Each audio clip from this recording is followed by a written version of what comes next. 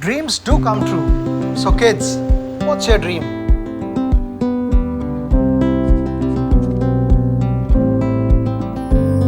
What more is in you? So bright, colorful in you.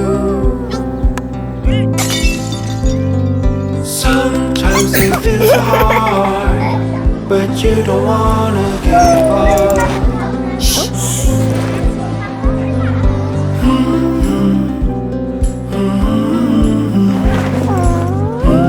Hello. Hello.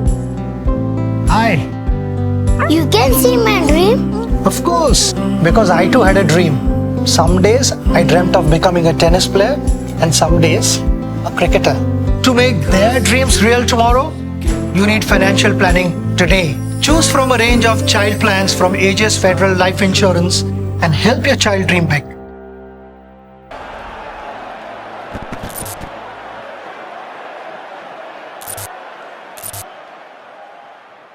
Hello and welcome today. One of my favorite athletes of all time. She's younger to me, but she's a hero of mine, a hero of this country. I mean, for what she's achieved in the last 20 odd years and the legacy that she leaves behind, an embodiment of change, somebody who has made us believe that everything's possible. She continues to inspire a living reality that, you know what, nothing's impossible. Welcome, Sania Mirza. Thank you very, very much for being part of this particular show. How do you look back? Because change is at the essence of this show. Everything you did in your career, you brought in change. How do you look back at what is kind of an unreal career? I mean, it seems like you were destined to be able to do this. Thoughts? I mean, I look back with a lot of gratitude. I think that when I look back over the last 30 years of when my life sort of started as a tennis player, which was when I was 6 years old, I mean, the kind of changes that have happened in general in life has been immense, right? We went from playing on cow-dung courts to really big stadiums on hard courts and then so on to Wimbledon. I mean, that kind of change was a natural change, but not the most easiest change to have, because from not finding tennis courts to play on to dreaming that you want to be that change, who says that no, we can do it as women, as young girls, we can be the best at a global sport, was a huge mindset change that had to happen within ourselves and also within the system. Because today, after 30 years, there are young girls who believe that. We've got amazing women athletes who are superstars from this country, from different sports, because they all believe, and that is a major change that I have actually lived through that change that has happened. So for me, personally, for my career, it has been everything that I wanted. But as an athlete, I'm always greedy, so there's always something that I feel, I should have done that, or I could have done that. I am very grateful for the career I've had. It was a 20-year-long professional career. I turned pro very, very early in my life in 2003, and to be at the top of the game for 20 years has truly, truly been amazing for me. 2 years back, when you came back, there was nothing to prove you were a legend. You had won multiple Grand Slams. You were the best ever tennis player to come out of India. You had made a statement to the world. Everything was there. Yet you pushed yourself out of your comfort zone. Why? How? Just give me a reason. Well, it's very important for me to do things as I want them to do. And it's very important for me to embrace challenges in some ways, because I feel extremely, every day I wake up, I try and find a new challenge. That's the person that I am, because that's how I've been for the last 30 years. My entire life has been a challenge of sorts, with new challenges, new goals. And even as I was retiring, before I actually, did officially announce my retirement, I knew I was joining RCB, so for me, that was a new challenge. So I keep looking for new challenges. And why I came back after being a mother, there are a few reasons for that. One of them was definitely the fact that I still felt I had top level of tennis left in me. That was the most important reason, because when I decided to get pregnant and have a baby, I was I don't know, top 10 in the world, and I was at the peak of my career. And a lot of people again questioned that and said that why would you have a baby at the peak of your career? But for me, there is no right or wrong time. It's what you feel. And that's why I said right at the beginning that it's very important for me to do things on my own terms of what I want to do. And for me at that point, I thought, no, this is the time for me to have a baby. And I had a baby, but I never really announced retirement at that point. And if you remember, I always said that, yeah, sure. I mean, I said, I'll see how my body feels. So I felt that I had top level tennis left to me, which I was correct about, obviously, because of the results that I had after I came back. That was one. Number two was the very fact that I think we really need to make that change in our mindset in our part of the world where a lot of women, maybe start to think that, life kind of for themselves and the self-love ends when they have a baby. They are meant to just sort of be a mother or be a wife or, or be a daughter-in-law or be and they don't really think about themselves anymore. And I wanted to show that it's okay. I mean, it's okay to love yourself. It's okay to do what you love. It's okay to excel at what you do. And that does not make you a selfish mother. That does not make you, a selfish partner or a selfish family person. And even if I've been able to inspire one woman to say that, I got up today and I did something that I loved, who's a young mother, who was unable to get out of bed, I feel that what I work for has been accomplished, to be very honest. So that is, I think, again, a mindset change that I think we all do need, right, in life, because I think we're living in a time and age where we don't need to make women feel guilty about the fact that whether they are being a selfish person or not, if they're following their own dreams, and they need to believe that they can follow their own dreams regardless of being a mother or not. So that was the other reason. And the third reason was that, like I said, it was important for me to do it when I want to do it, and I didn't think I was ready at that point.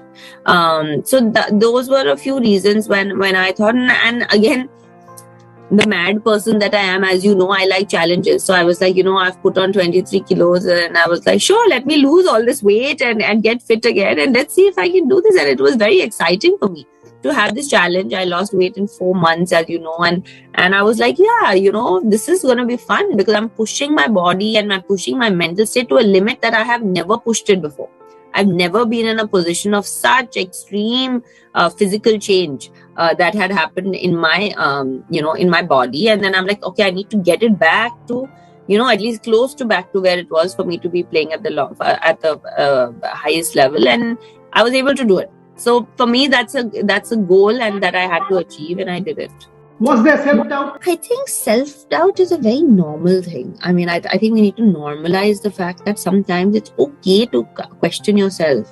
And I also had that. Every athlete will tell you that at some point in their lives that, or any person, but athlete more, we come across as being really, really confident people. When we come out, we talk about our matches, we do post-match interviews, and we talk about how good we were and all that stuff. But during that match of 2 hours also, there is self-doubt, which is why you get upset or you get angry. So self-doubt is something that happens. The problem isn't the self-doubt. The problem is if you're not able to get over that self-doubt. And I also, like any other human being, did question myself a couple of times as to, is it really worth it? Especially, over the course of my career, being 20-year long, there were many times that I was injured. There were many times there were circumstances that were outside of tennis that were creating, a little havoc in my mind. So there were times when I was like, yeah, I mean, is this really worth it? Why am I putting myself through this? When I can just live a simpler, quieter life, so to say. But for me, the passion to do and to achieve and the drive was far greater than the self-doubt that ever crept in. And I think that is what you have to kind of find with whatever you do, is that drive and that sort of, you need to set your eyes on a goal where even self-doubt, is very weak in front of that. And that's where I feel that I was able to sustain such a long career and change my goals and kind of alter them as I went along in life. You weren't born to hit forehands. You weren't born to just win Grand Slams. You weren't born to just be the number one for one whole year. You weren't born to be the greatest tennis player. Yes, all of that you have been. You have been the number one doubles player, number 27 in singles, won 40 odd titles or whatever it is. But you have the power to change. You have the power to make society better, India better, inspire people in a manner that few of us can. Raise the tricolor where I will stand up or millions will stand up because you've made it possible. Is that the real legacy of Sania Mirza? So when I think of what people want, what I want people to remember me as is definitely, of course, I want them to remember me as the things that I've achieved. I mean, for sure, that is something that I would like. But I also want them to remember me as someone who tried to make things better, to try to speak the truth, to try and be true to herself, to try and be as authentic as possible. And I do this on a conscious basis. You know, it's not that it's just very natural for me to be so candid about things, but I consciously put in effort because I feel that the trust that you have put in me as people, as fans, as people who have followed my career, the least I owe them is honesty. And so for me, it is a conscious effort that I make to be as honest as possible. That's one. The second thing is that I feel that I definitely am not, I mean, you are not here just to do this. I am not here just to play tennis and win tennis matches or lose tennis matches. That's not what we are. How can that be possible? How can I have people 35, 40 million following me on social media because I hit tennis balls? Like, I don't think it's as simple as that. We can't nullify it to that. I think that I have been put in this position. I'm very privileged to be in this position where I do have that following, where people are wanting to hear what I say. And there are so many people like that, like me. But I need to do things to make it better, which is why I speak about difficult conversations. I have those conversations. And I can see why that can be a problem for some people, because it is not easy to have difficult conversations. It's not even easy to have a difficult conversation in your house with your parents sometimes. Imagine trying to have that on a public platform all the time. So I do talk about equality a lot, because that is something that I have actually faced. And I want to make that change. I want to be part of that change. Not that I can do it alone, but I want to at least play my part in it, whatever that part may be. I speak about living in an equal world. I speak about, stuff like that we just spoke about mental health, about physical change as a woman. So, and I speak about wanting to be a strong, independent woman and not be called rebellious. I mean, why do you need to be a rebellious person if just because you have your own opinion and you're independent and strong? If, as a man, you get to do that and you get to tell, what you feel about things openly without being scared and not be questioned. And you will probably be labeled as, oh, what a strong, intelligent man. You know, what a great question he does. And if the woman does the same thing, they're like, why is she questioning this? This is how it has been for generations. Why is it suddenly she's so rebellious? So that is a change I would love to see, right? Like, because we can't live in that anymore. We can't have women scared to ask for their rights. We can't have women be scared to, say what their opinion is about things, about their own body. We can't have women scared in today's society about speaking about their own challenges that they have with their own self. So these things are all very, very important for me. And these are difficult conversations. I get it. But I think that if I don't do it, if I don't make these conversations and I don't do my part in creating a little bit of change, then I'm not doing justice to why I've been given all this fame and all this, fans, and I'm not doing justice to myself, and I can't sleep at night. That is just who I am as a person. That's why who you are. That's why we have, it's a privilege. It's a privilege and an honor that you are who you are from India, because you sort of stand for the kind of secular India, the kind of a changed India, a liberal India that we believe in. Your final message as I close it out. Be your own cheerleader. Be your biggest cheerleader, because God knows we are We have enough people telling us we can't do things. So if you don't back yourself, then nobody is going to back you. That's all I tell all the women there, because we are always told how as women, tu to nahi kar sakti. No, you can't do it. Why do you think you can do it? No, you can't do it. We are told that all the time.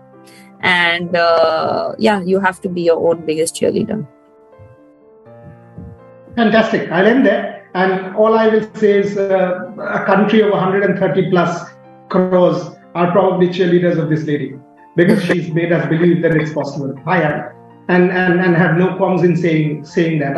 I've known her for the last 20 years. I know the family well. I know her father, her mother, her sister. And I must say, this is a family that has given India a lot. As a family, when her mother stood in queues for 7 hours to get tickets so that she could go and play in the WTA circuit, the junior circuit, when her father stood hour after hour traveling by car to try and stay in one hotel room for people to try and make change so that the daughter becomes the best player in the world. The younger sister staying in a hotel room with a nanny when the elder sister plays. This is a family that we need to be proud of. They stood for change. They embraced change, difficult change, but they did. Thank you, Sania. Privilege, pleasure. Enjoy your new role as a mentor of RCB. Again, a change. Hopefully, I'll get to talk to you about that in detail at some point. But for the moment, thank you very, very much. Thanks, guys. Thanks for having me.